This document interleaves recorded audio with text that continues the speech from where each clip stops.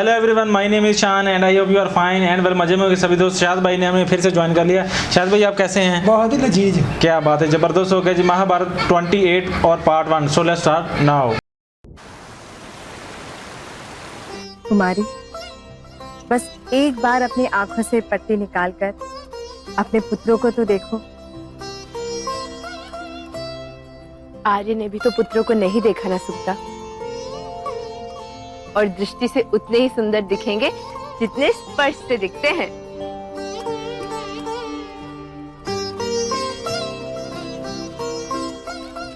गांधारी, गांधारी, प्रिय बहन, सभी पुत्रों का जन्म हो गया? हाँ जेश,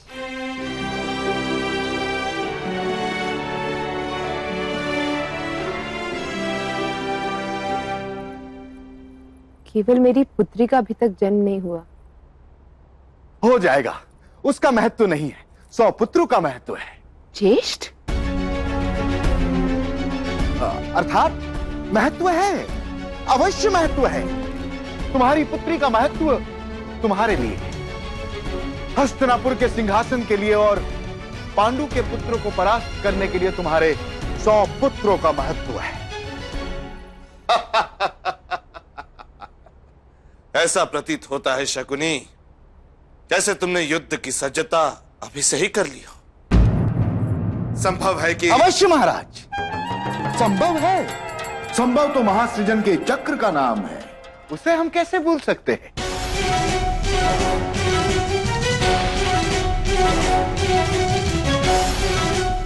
किंतु महाराज, सिंहासन की स्पर्धा और रथ चालन की स्पर्धा एक समान होती है। दोनों में संभावना होती है कि विजय आसानी से प्राप्त हो, किंतु सामर्थ्य सामर्थ्य सामर्थ्य का आकलन करना लाभदायी होता है महाराज।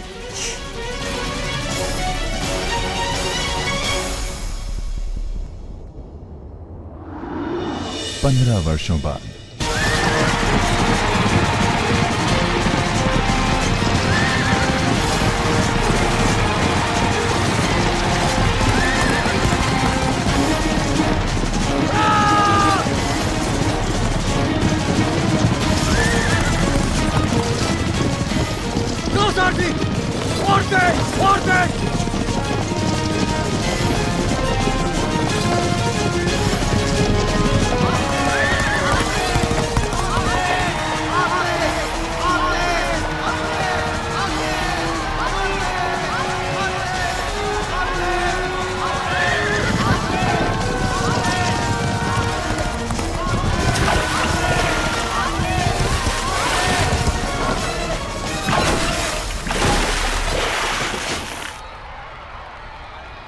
सारथी, देख क्या रहे हो? फंसे हुए रथ को निकालो।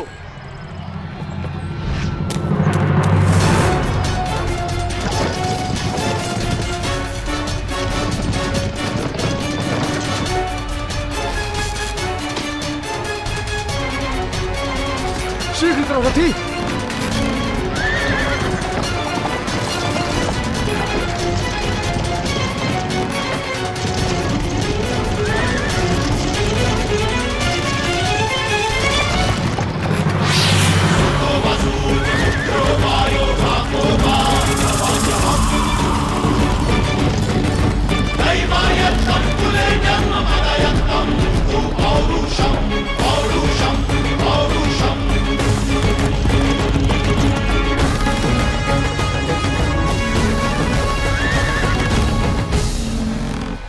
ये मेरा पुत्र है महामहिम।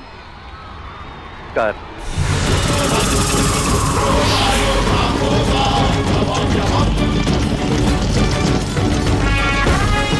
ये कवच और कुंडल किस प्रकार से पकड़ लिया?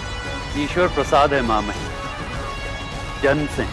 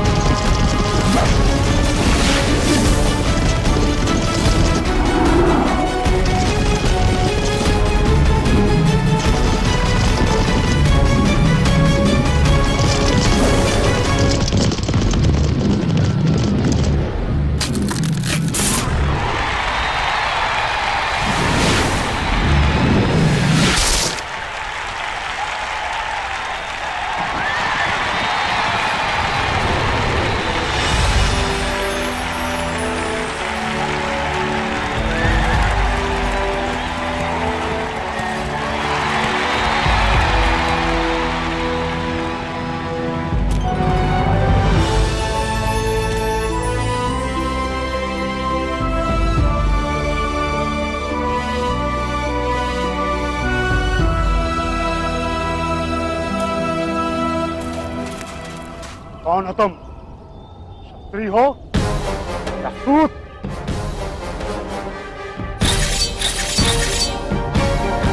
ठहरो।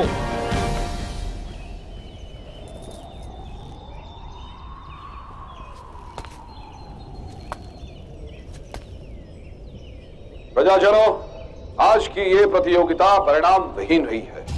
किसी भी महाबली ने पताका गिराने में सफलता प्राप्त नहीं की। लांछन है ये कुरु राष्ट्र के क्षत्रिय।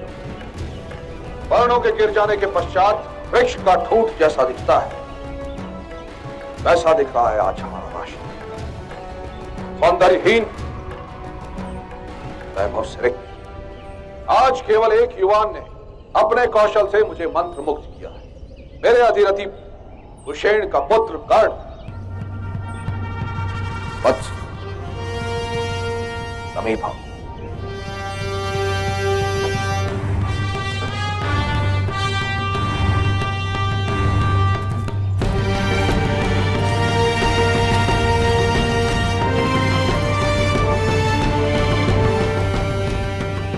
तुम्हारे रथ चलाने के कौशल ने मेरे मन को अति प्रसन्न किया है वत्सकर्ण।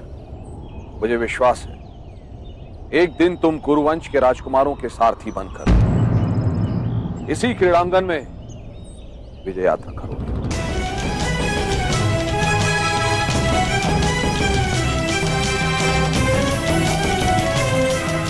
रथ चलाने का कौशल?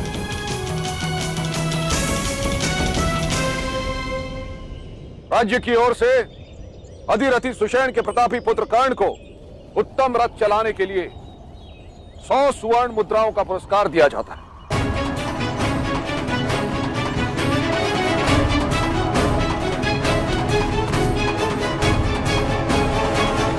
कर्ण, महामहिम ने जो पुरस्कार दिया है उसे उठाओ।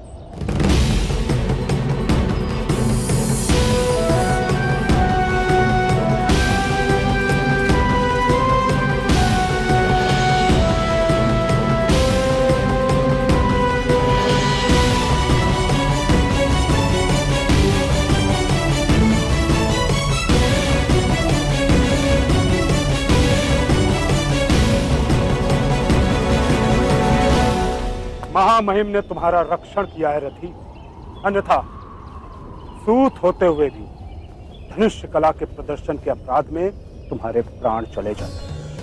अपने समाज से ऊपर उठने का प्रयत्न कदापि मत करना। जिस कंदमूल का कर्तव्य भूमि में छुपे रहना होता है, यदि वो भूमि से ऊपर उठता है, कुम्हलाने लगता है।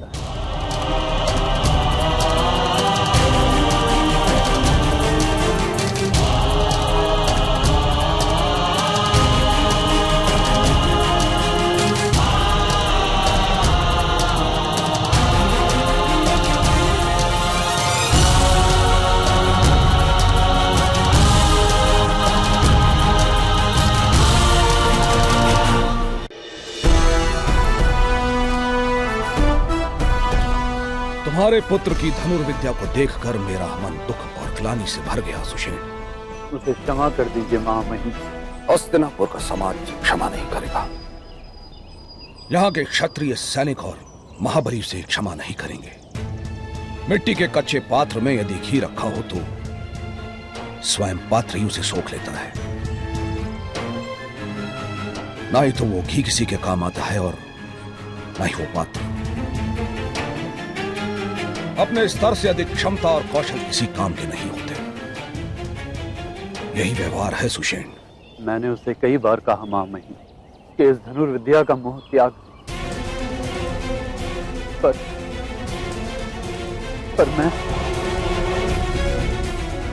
मैं आपको विश्वास दिलाता हूं महामहिम कि आज के बाद वो धनुष को स्पर्श भी नहीं करता।